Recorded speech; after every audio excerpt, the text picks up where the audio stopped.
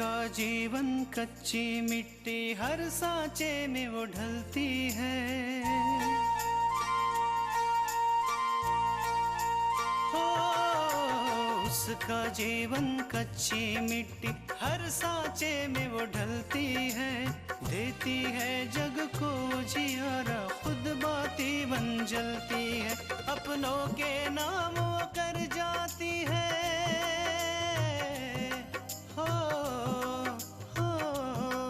अपनों के नाम वो कर जाती है। सारा जीवन अपना बन के बेटी भाभी माँ वो सच कर दे हर सपना।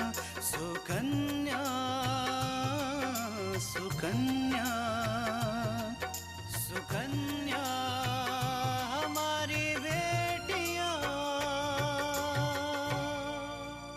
इस घर में मेरा कोई वजूद ही नहीं। नहीं अपूर्व, ऐसा बिल्कुल नहीं। पूजा के पिताजी के देहांत के बारे में पता चला तो तुम उसे इस बात का एहसास क्यों दिला रही थी कि उसके पिताजी की मौत उसके कारण हुई?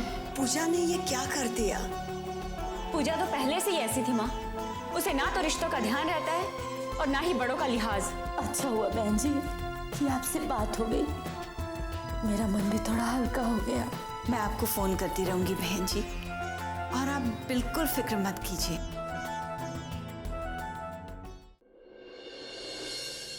मेरे पापों से मुझे मुक्ति मिलना इतना आसान नहीं था। कृष्णा,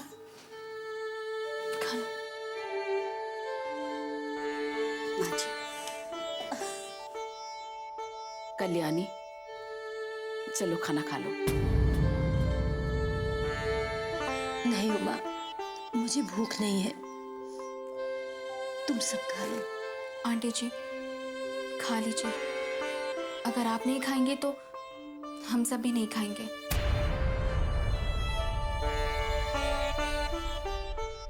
देखो कल्याणी, तुम्हारे खाना ना खाने से भाई साहब तो वापस नहीं आएंगे, लेकिन तुम्हें कमजोरी जरूर आ जाएगी। हाँ आंटी जी, माँ ठीक कह रही है। आप खाना खा लीजिए। दुल्हन, तुम अपूर्वा को बुला लाओ, बेचारे ने सुबह से खाना नहीं खाया होगा। जी माँ जी। रुको तृष्णा, तुम अपूर्वा को वहीं रहने दो, अभी उसे बुलाने मत जाओ।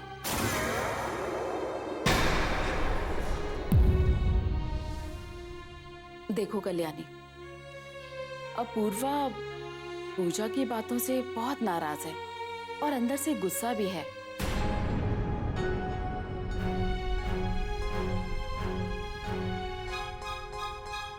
वो समझ ही नहीं पा रहा है कि पूजा की बातों पर भरोसा करे या फिर तुम्हारी बातों पर।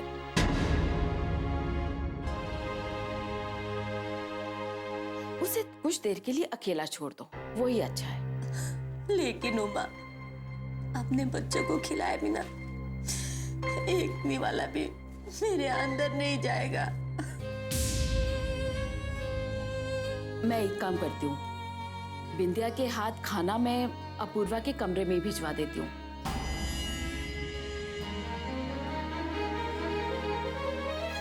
देखती हूँ कैसे नहीं खाता। नहीं खाएगा तो जबरदस्ती खिला देंगे उसे।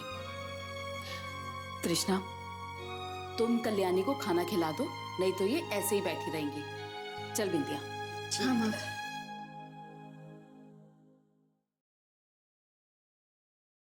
माँ जी चलिए खाना खा लीजिए। नहीं नहीं दुल्हन, मुझे भूख नहीं है दुल्हन। माँ जी, आंटी जी बहुत अच्छी, वो अपूर्व को खाना खिला देंगी। आप खाना खा लीजिए। नहीं दुल्हन, मुझे भूख नहीं है, मेरा मन भी नहीं कर रहा है, मैं बाद में खा लूंगी। ऐसे नहीं, रुकिए, हम आपको अपने हाथ से ही खाना खिलाते हैं।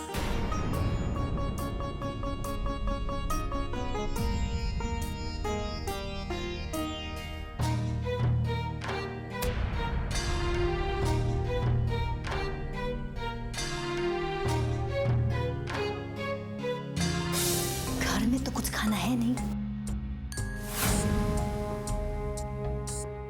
एक दिन भूखे पेट रहेगी ना तो सारी अकल ठिकाने आ जाएगी इसकी। अरे मैं अपनी बेटी को भूखा पेट थोड़ी ना देख सकती हूँ। एक बार तृष्णा को इस घर से हमेशा हमेशा के लिए मैं फेर दूं।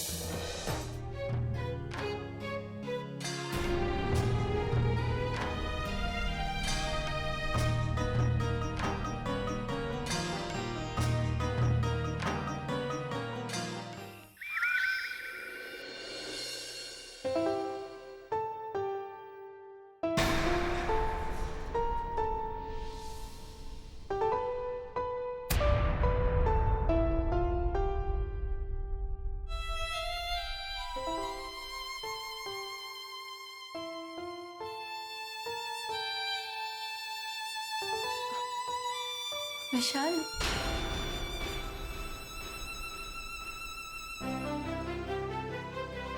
क्या सोच रही हो पूजा? कुछ नहीं। देखो पूजा, अब हम दोनों अलग अलग नहीं हैं। मेरी प्रॉब्लम्स तुम्हारी प्रॉब्लम्स हैं और तुम्हारी प्रॉब्लम्स मेरी प्रॉब्लम्स हैं। अब जल्दी बताओ क्या सोच रही हो? मैं घर के बारे में सोच रही थी। अचानक ये सब कुछ, ये क्यों हो गया विशाल? देखो पूजा, उन सब बातों के बारे में सोचकर कोई फायदा नहीं। और प्लीज तुम कोशिश करो कि उन सब दुखों से बाहर आ जाओ। मुझे पापा की मौत का बहुत दुख है। उससे भी ज्यादा दुख मुझे इस बात का है कि मेरे अपनों ने मेरा दुख कभी भी नहीं समझा। दुख समझना तो दूर, उन्होंने मुझे ही मेरे पिता की मौत का जिम्मेदार बताया।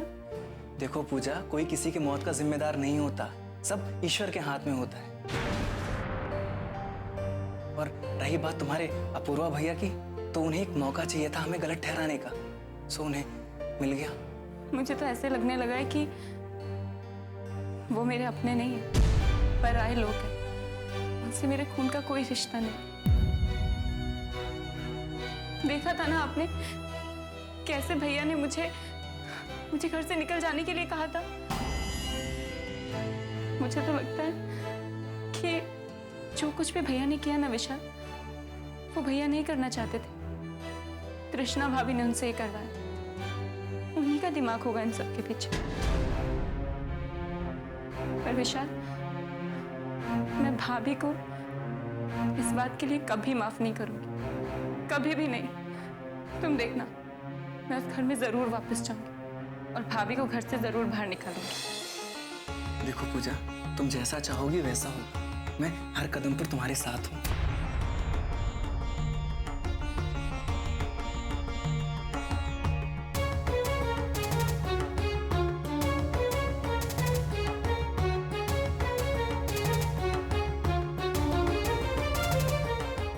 सुकन्या हमारी बेटियां।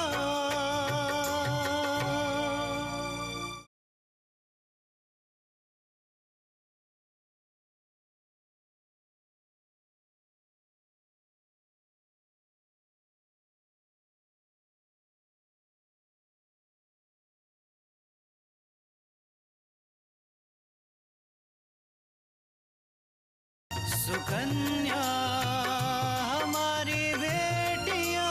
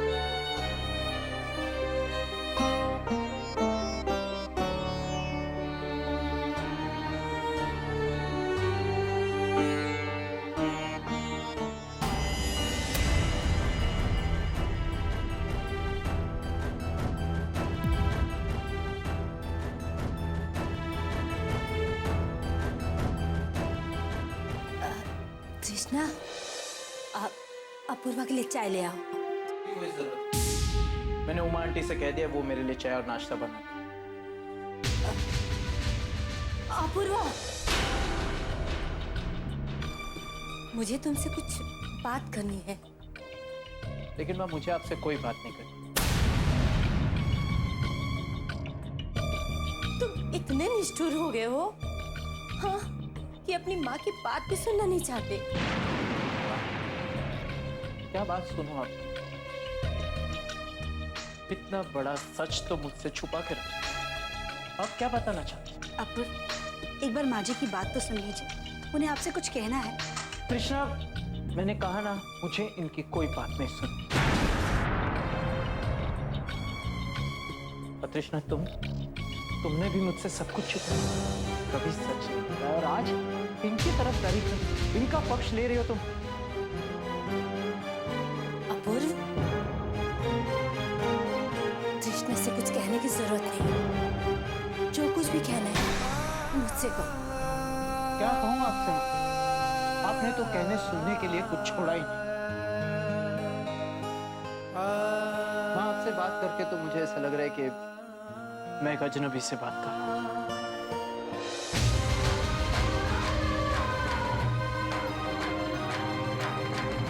अपूर्व, तुम पूजा की बातों को लेकर परेशान है, और पूजा ने ये सब इसलिए किया क्योंकि वो कृष्णा को पसंद नहीं करती। माँ, मैं पूजा की नहीं, आपकी बातों से परेशान।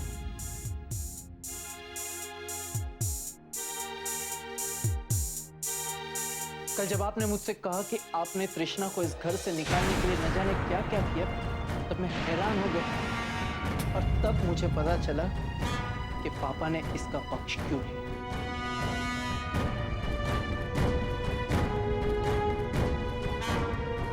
माँ, तब मुझे पता चला कि पापा घर छोड़कर क्यों चले।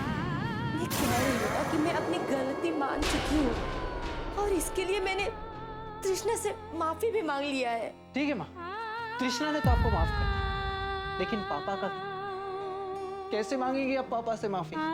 बताइए मुझे, कैसे मांगेगी पापा से? नहीं माँ, पापा गए।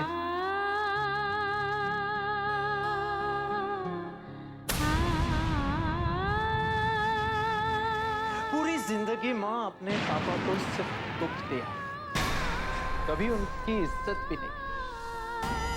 ये सब तो ठीक था, इसके ऊपर आपने कुरियर वाला नाटक किया। बस कीजिए अपूर्व। मुझे तो लगता है कि कुरियर वाली सच्चाई पापा बर्दाश्त नहीं कर पाए, और उसी कारण पापा चले गए।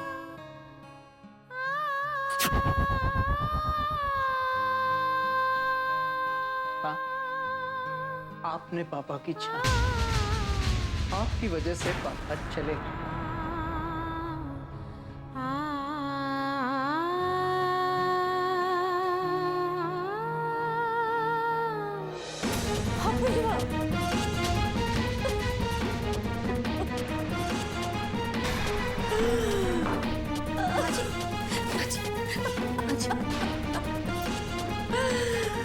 लगता है पति के साथ मैंने अपने बेटे को भी खो दिया। नहीं माँ जी,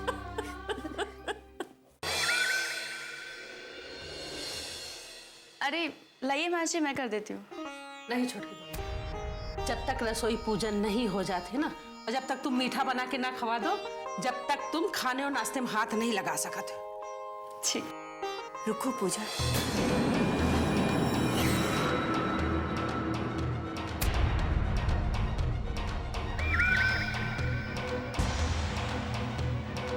इस घर की बहुएं सबके साथ नाश्ता नहीं करती, बात नहीं करती। आज जमाना बदल गया है। हाँ? आजकल के तो औरतें आदमी के साथ बतियाते हैं, घूमत फिरती हैं। अगर पूजा तुम साथ में बैठ के खाना चाहो तो खा सकत हो। का दिनू? हाँ माँ, तुम तो जानती हो हमारे जैसे रागिनी बेटिया है, वैसे ही हमारी बहू पूजा है।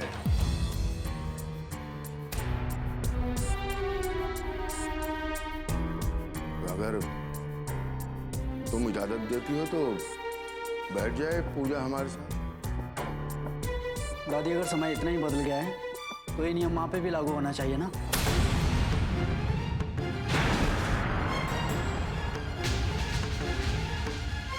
सुकन्या हमारी बेटियां।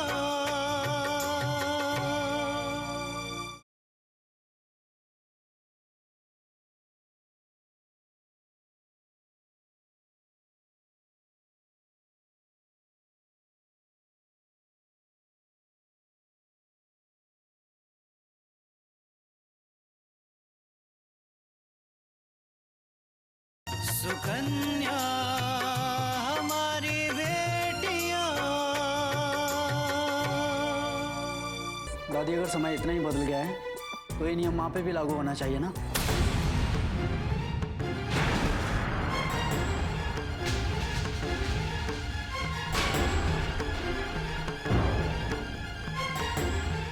माँ भी तो हमारे साथ बैठ के खाना खा सकती है। क्या बात है विराज, तुम्हें अब हमारे फैसलों पर भी एतराज होने लगा? बाबूजी, ऐसा बिल्कुल नहीं है। मैं बस ये चाहता हूँ कि घर में कोई भी नियम बने तो वो सब पे लागू हो।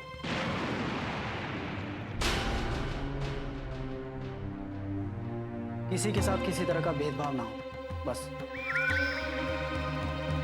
छोटकी दुल्हन, तुम बैठ सकत हो, हमें कोनो परेशानी नहीं।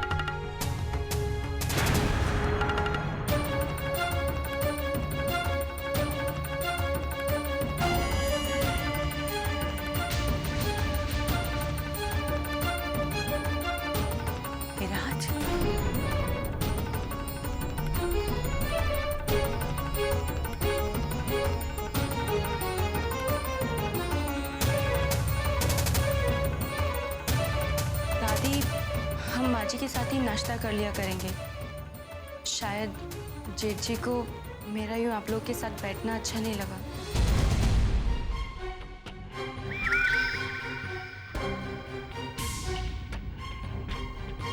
मैं नहीं चाहती कि इतनी छोटी सी बात पर घर में कुछ मनमुटाव हो जाए। देख लियो, ये कल की आई हुई लड़की है, उनके संस्कार देख लो और अपने लड़के के संस्कार देख लो।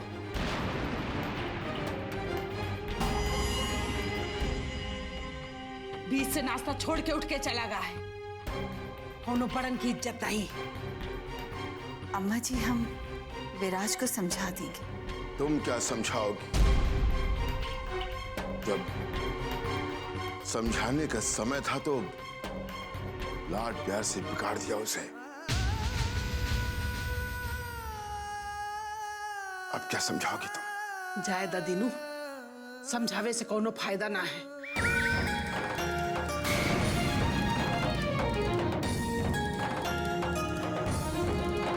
छोटकी दुल्हन, तुहार सोच बहुत बड़ी है। हमका लागत है कि तू ये घर को बहुत अच्छे से संभाल लेगा। इस घर में अपना पैर जमाने की ये शुरुआत है माँ जी। देखती जाइए आप कैसे मैं सबके दिल में अपनी जगह बना लेती हूँ। सुकन्या हमारी बेटियां।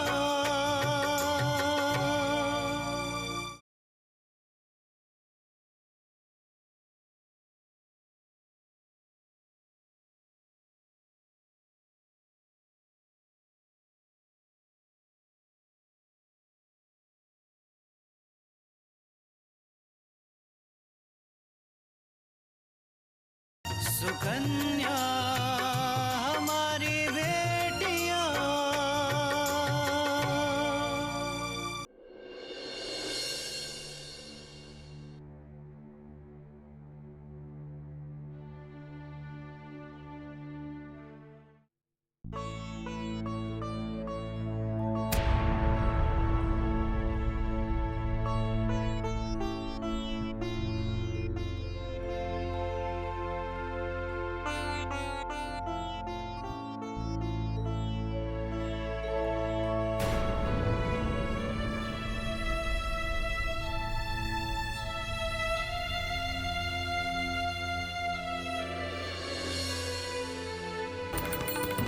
बच्ची के साथ तुमने इतना अन्याय किया है कि आज तुम्हारी अपनी बेटी का रिश्ता टूट गया।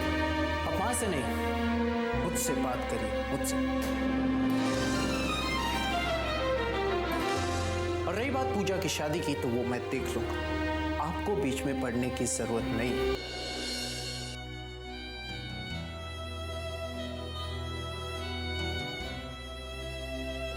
तुमने उसे तलाक के पेपर्स भिजवाए, एक बार भी ये नहीं सोचा कि उसके मन पर क्या बीतेगी। पापा, अगर उसे अपने भविष्य की इतनी चिंता होती ना, तो वो इस घर में चोरी करने से पहले या माँ की बात न मानने से पहले 1000 बार सोचती।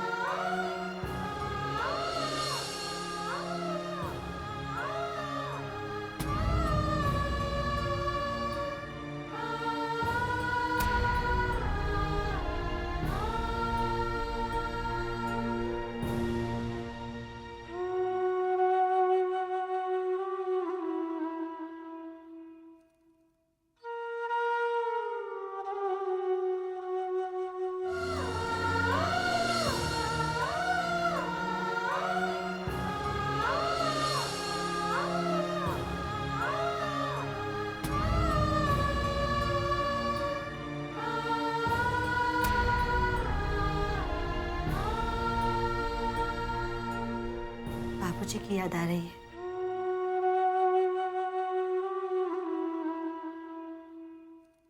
तृष्णा, अब यादों के सिवाय मेरे पास बचा ही क्या? सब कुछ खत्म हो गया उनके साथ। हम जानते हैं अपूर्व कि बाबूजी की कमी कोई पूरी नहीं कर सकता। अगर आप इसी तरह रोते रहे, आंसू बहाते रहे, तो बाबूजी की आत्मा को बहुत कष्ट पहुंचेगा।